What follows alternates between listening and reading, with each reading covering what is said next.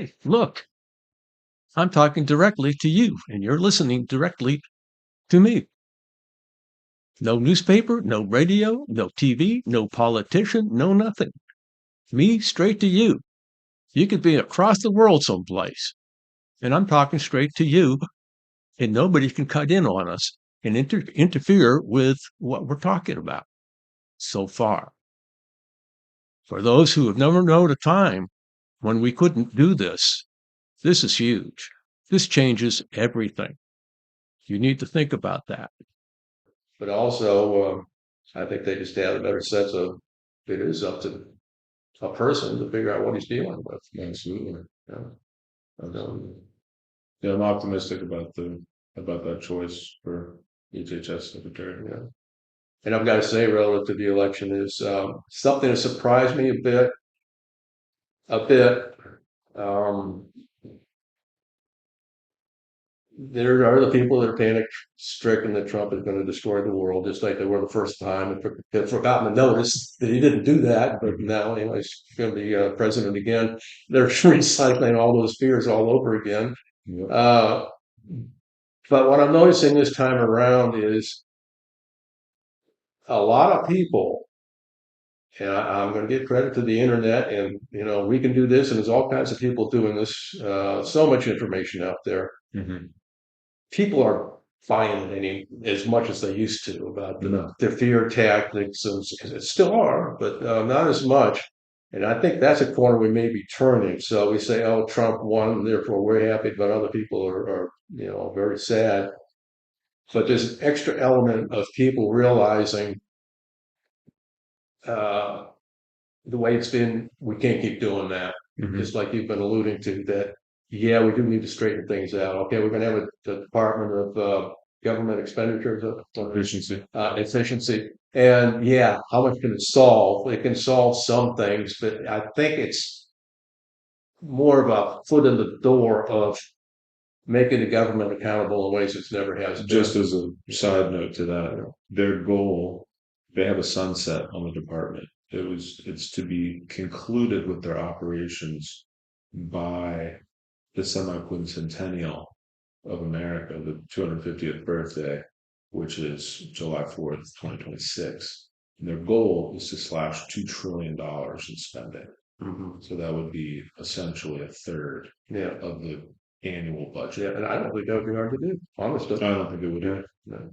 But a lot of people who work for the government and receive this and that, whatever from the government, I'm sure are panic stricken. To your point on media capture, I think this election did prove that the mainstream media, which is owned by so few companies, Yeah, all of the local channels, if your viewers don't know, are owned by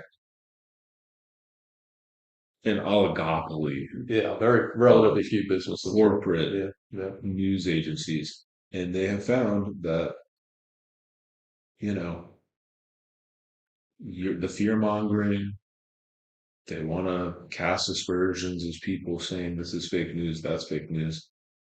Turns out the American people think a lot of what you're saying is fake news, mainstream media. And an interesting question that I've been thinking about over the past couple of days is, and what made me think about this is looking at the election results. Joe Biden received 82 million votes in 2020. Mhm. Kamala Harris, I don't believe she broke 70 million. About 10 million less. Yeah, so a little more, I'd say 11 million less votes. We can say 10. Where did those 10 million votes go? I think there were two issues that drove the wedge between those 10 million. And Trump got like maybe a million more. I think it was right around what he got last time. So he didn't really gain any votes. Virtually didn't gain any votes from what I've been seeing. I think the two issues that really drove a wedge between those 11 million people, discounting all the dead people that voted, and we won't go there, but I think it was obviously the economy, which the mainstream media could not convince regular Americans like you and me that Trump was going to have a worse economy than what Joe Biden and Kamala Harris produced. It'd be hard to do that. Yeah. Well, if you wanted to, you could certainly. I'm do it. sure. But, You can always make things. Yeah. You can always do that. Yeah. So it was the economic alienation that Oh, the no doubt, Democratic no doubt. Party and, the mainstream media carried water for Kamala Harris when asked about it. Her only answer to what you would do was, oh, we'll lower inflation by telling supplier, retail sellers, you can't charge as much. What a great solution. Virtually, he would lower the inflation rate on those items to 0 because they wouldn't be offered anymore. Mm. They would not be selling them. So people did not buy the BS that the mainstream media was selling, that, the economy is going to become so much worse because of tariffs. Yeah. And Kamala Harris is going to be able to lower prices through punishing sellers. And also, I think it was the Israel-Palestine issue. You had so many young voters, millennials, Gen Z voters, primarily, baby boomers, you get a pass on this one, that were so enthralled with the BLM initiatives, which to their credit may have some points that I would agree with, some. But it was the intersectional bargain that the Democratic Party made with their coalition that did them in 2024. In 2020, the woke coalition, the intersectional coalition, was alive and well because Black Lives Matter, minorities are being oppressed. There were kids in cages, so to speak. There were Muslims being banned from entering, so on and so forth. Those were Obama's cages. Well, I know that, and we know that. They didn't know that. Yeah. And they said, okay, evil white racist man in the Oval Office, Donald Trump, has to be taken out. And I had friends that saw the protests all over the country, even here in Cincinnati. They're saying, man, Sam, I know you think Trump's going to win, but I'm seeing all these crowds. I don't think he's going to do it. And fair enough, it didn't happen. 2024 rolls around, and the intersectional bet doesn't pay off because they alienated one subset, which was the Palestinian people in another country, ironically enough, country, so to speak. And Joe Biden and Kamala Harris were, vapidly supporting the oppression that was befalling them, and that woke coalition fell apart. Yeah. So what I've been thinking is, how does the Democratic Party rebuild itself going into 2026 and 2028? And what message can they give to people? What policies can they center around? Well, here, and I kind of got into this a little bit earlier. Jeff Bezos refused to endorse Kamala. Mhm. I just heard today that the Los Angeles Times, the owner, fired its entire editorial staff, and so forth and so on. This is going on all over the place. This is a quantum shift. They are just bailing out on that whole premise of what they were doing. And these are, like I say, the oligarchy. This is calculated. This is not men of conviction. This is all calculated how to get a hold of the people they want to get a hold of and steer them the way they want to steer them. And they've come to realize they failed at it miserably. They made it work previously, but they failed at it this time. So in the back rooms right now, they're taking meetings about what you and I are talking about. How do they get these people back? I don't think they know, so we don't know. But it's going to be different. Well, let me ask you, if you were advising Democratic strategists right now, going into campaigning in 2026, 2028, what would you be advising them to do? I am the radical individualist. I don't advise any party about anything except get the fuck out of my life. Pardon my French. Okay. So no, I don't have any advice for them. Even if I had any, I wouldn't give it to them. maybe say to your electorate, you know, we're going to try to explain our position and what we're trying to make happen, but we certainly expect you to do your own research and consider what other people say also. But we will endeavor to actually have the best ideas and the most integrity and the most rationality, and hopefully you'll vote for us. If they try that, it just might work. Okay, well, to dive a little bit deeper on that, what do you think those ideas would be? What do people, well, then you're asking, what do people want? I guess is what they're asking. The Democratic Party, like their constituency. Yeah, yeah. Yeah, I think we're seeing a quantum shift, and it's like you know, you can predict if you're predicting weather, you can predict tomorrow's weather. You don't have to be a weatherman. You've got a pretty good shot at predicting tomorrow. But what about next week or a month from now? So to try to predict very far out on politics, especially now, because we are about to see something really significant happen. I just know it. So no, I'm not predicting, but the Democratic Party, I'm showing just a tad bit of bias, has always been into running people's lives. Hmm. It's oligarchical by its nature. Hmm. Here's how you're going to do it. Aristocratic by its nature. Yes. Uh, you are expected to go along, and the people who go along expect to go along, and people like us come along and say, "Well, what about this?" And they go, "Racist." You know, they can't deal with it, so they just don't. Hmm. Um, so is that going to change? It almost has to. If the Democratic Party is going to survive at all, it has to because it's changing up. It's changing under their feet. They better, you know, reestablish some footing or forget it. So here are my predictions. Okay. I think, as I'm sure you would agree, economics is the most important thing to the constituency. And it shouldn't be, but it is. Yeah. Well, because the government has so much power over economic outcomes Which it didn't that used to have. it Yeah. used to have, but it does now. Yeah. So that is the reality we have to operate in.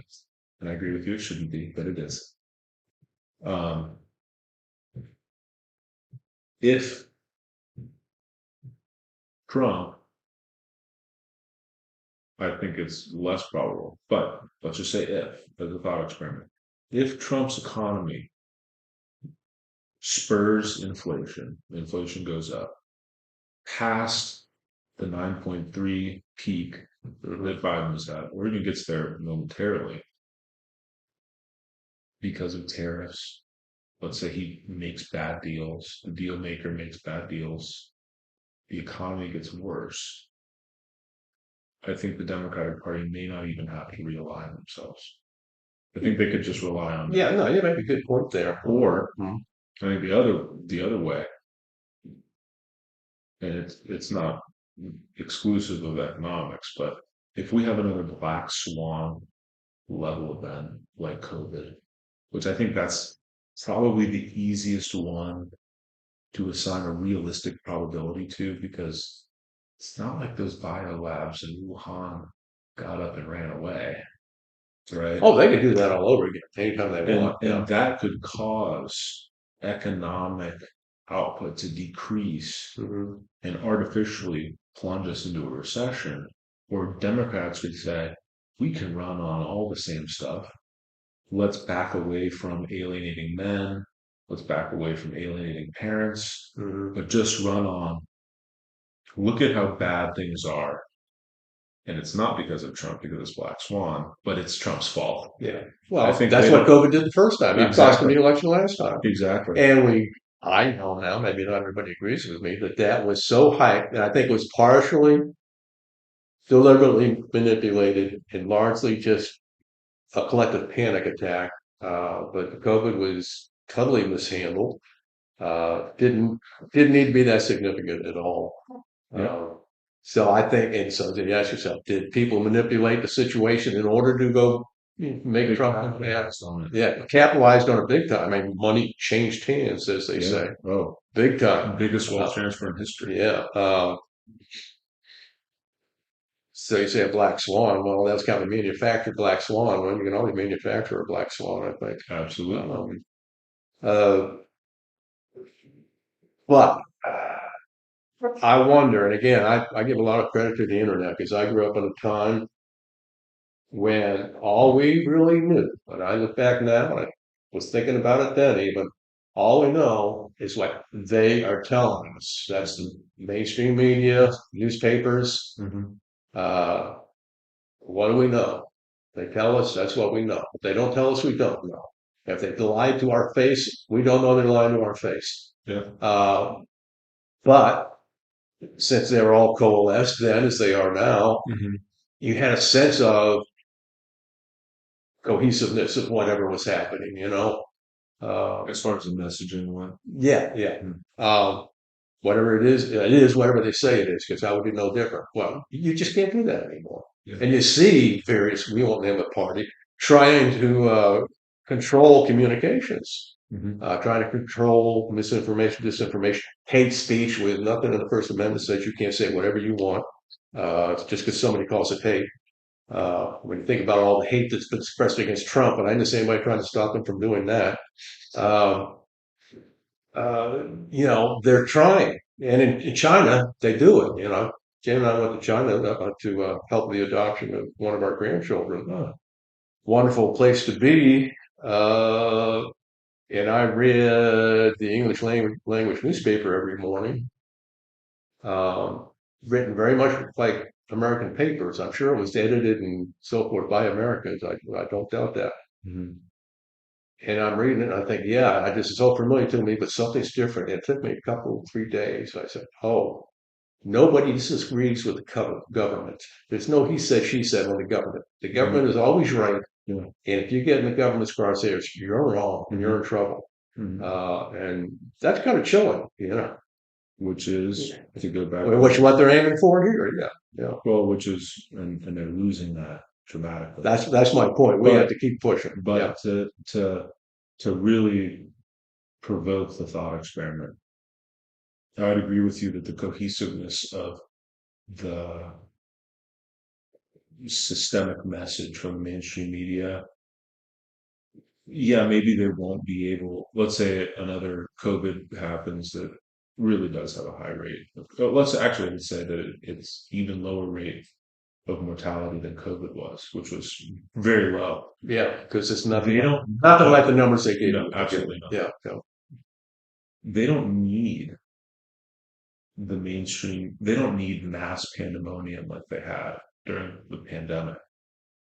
They don't need all mainstream media to organize that, which they will. All they need is governors in those blue states that account for some of our largest GDP per capita Yeah.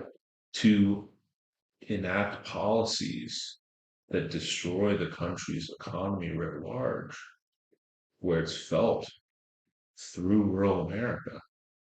So, yeah, mainstream media has lost their stranglehold on the funnel of information.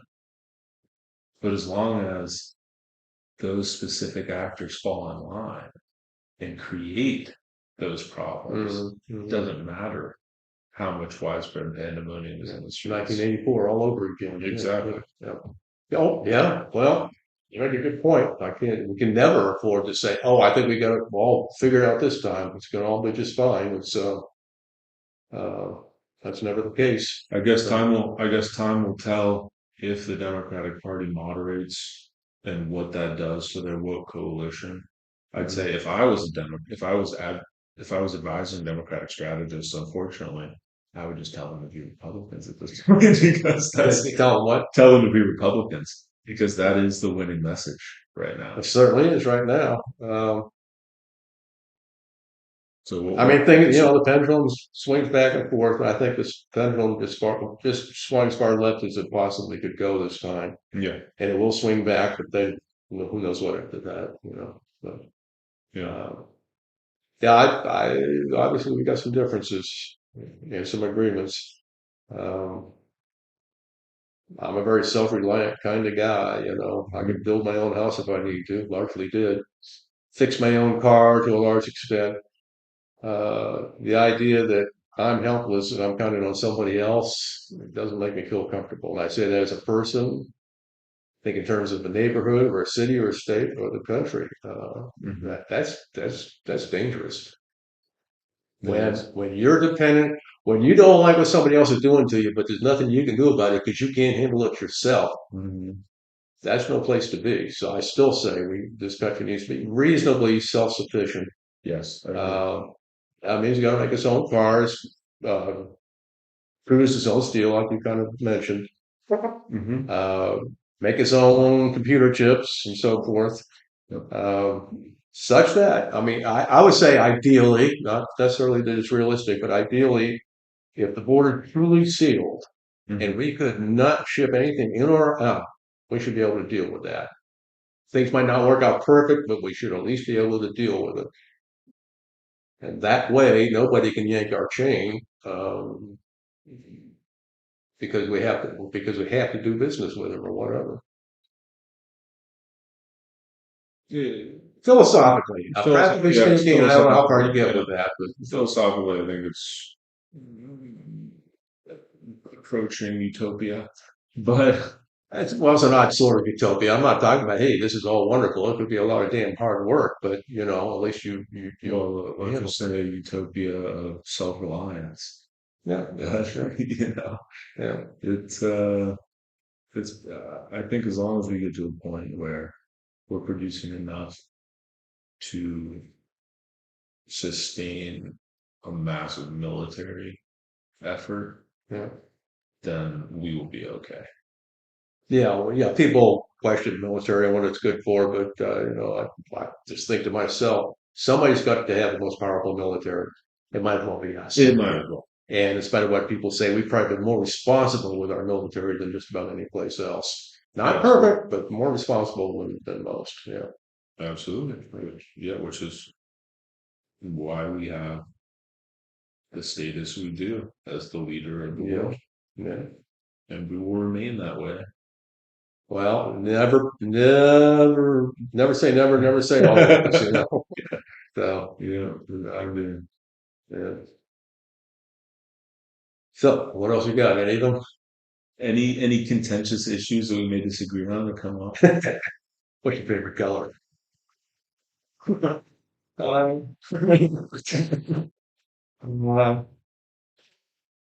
yeah, no, maybe not.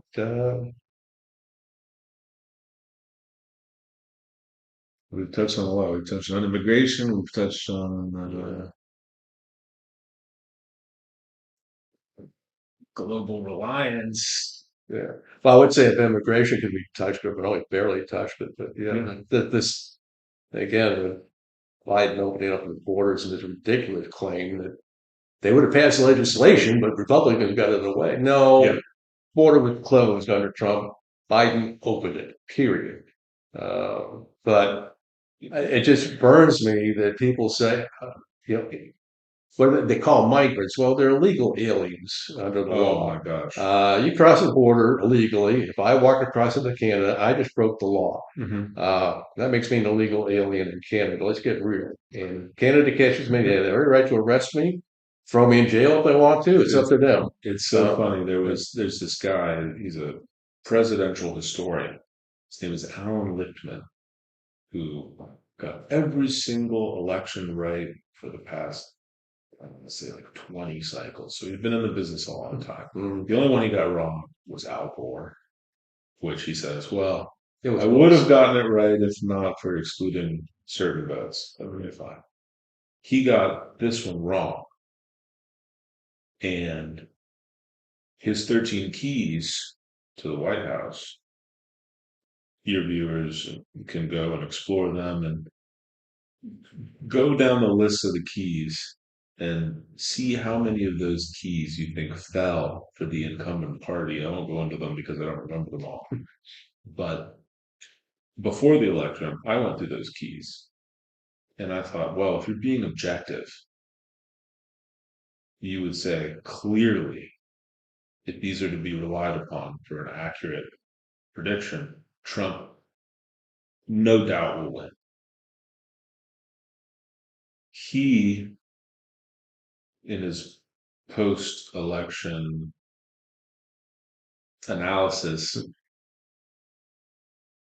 went through and said, well, and this is tying back to the immigration point, he blamed mass disinformation from the right wing, Okay. syndicated by Elon Musk and Twitter, formerly Twitter, now X, and fear mongering from the right wing propaganda conglomerate to stoke fear against migrants, against immigrants. And I was just listening to this today. He said, studies have shown that the illegal immigrant community commits crime at a level massively lower than the native population. And I thought to myself, this is so self-evident of that mainstream media echo chamber, because that statement in itself inherently is contradicted, because anyone who crosses the border illegally has committed a crime, Yeah. a federal crime. Yeah. So those are 100% criminals. Yeah. Yeah. I get people's point. There's walking across the border illegally, which in some situation or another I might just do and say, yeah, no, I'm breaking the law. Tough. There's that, and it's killing somebody. Two very different things to be sure. So I won't give it an equivalence that way, but Good question. but if one murderer comes across the border, that's one more murderer too many, and that's why you don't let anybody across the border. You let them ahead of the border and say, okay, yeah, you can come in, you can come in, you don't let them in and then try to sort them out. That's idiotic. Absolutely. Yeah. And they point to this bipartisan border bill. And, oh, Trump, he stopped it. He called everybody. Yeah. That border bill was a horrible, horrible border bill. First of all, Trojan horse. it was filled with economic aid to many different other countries. Mhm. And it was relieving immigration judges, well, not relieving, but extending the asylum adjudication Mhm. to customs agents who will just say, okay, yeah, you're an asylum seeker. Go right in. Yeah. Go on Yeah. ahead. Yeah. And not to mention, 6 Democrats voted against that bill. So there's no way it was going to get passed whether the Republicans wanted it to or not. Mhm. So that was a farce. And to touch on one thing, which I wanted to touch on before when you talked about hate speech, the argument from the left, which I wasn't aware of until about a month ago, and you heard this from the vice presidential candidate, Tim Walz, was that hate speech is in fact illegal. And I don't agree with this, but this was the argument. Unconstitutional. It's illegal Okay. because, yeah, it's not protected by the First Amendment, because if I say something hateful about you, Chip, and someone else, and let's say it's wrong, but if I say something hateful about you, that could inspire someone to commit violence against you. So therefore, hate speech is actually incitement to violence. And I think, well, if you go down that road and you really believe that, You pretty much have to arrest at least half of the Democrats in America. Yeah. well, yeah, to your point, if he really believed that, would not calling Trump a fascist constitute incitement to violence? Therefore, Walz is guilty of accessory to attempted murder. Exactly. Yep. Yeah. Yep. So, I mean, it's just, and I always ask myself, we have our perspectives. I know what my perspective is. I always try to make sure I get outside of my own head and come look at me from the other direction. What are other people seeing in me? Am I that weird? mhm. Maybe I am, but I cannot see how some people And it tends to be college graduates. I hate to have to say it. I have a master's in education. I have earned the right to say whatever I want about college graduates. Are so willing to have their heads stuffed full of stuff Mhm. without thinking, without any analysis other than you just learn it. And they can talk about hate speech like they don't express it. They're there, they are spewing hatred of Trump. No, we're not the haters. I'm going, what the hell you aren't? You are. I mean, how can they not see So that? I think, and I have great experience with this. I graduated from college in 2022 and or 2021, I remember. Um, and I actually, so to backtrack a little bit, 2016 was my freshman year of college, the year I graduated from high school. And I voted for Hillary because I was politically uninformed, misinformed. And I was thinking to myself, I remember the night of the election when they called her for Trump.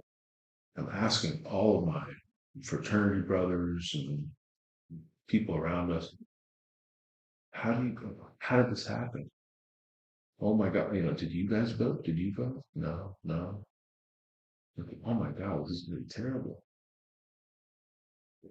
Trump goes on to do things that on the face to me as an objective observer thought, okay, this is pretty good. And then I turn to the mainstream media and they're saying Trump did something completely different. Mhm.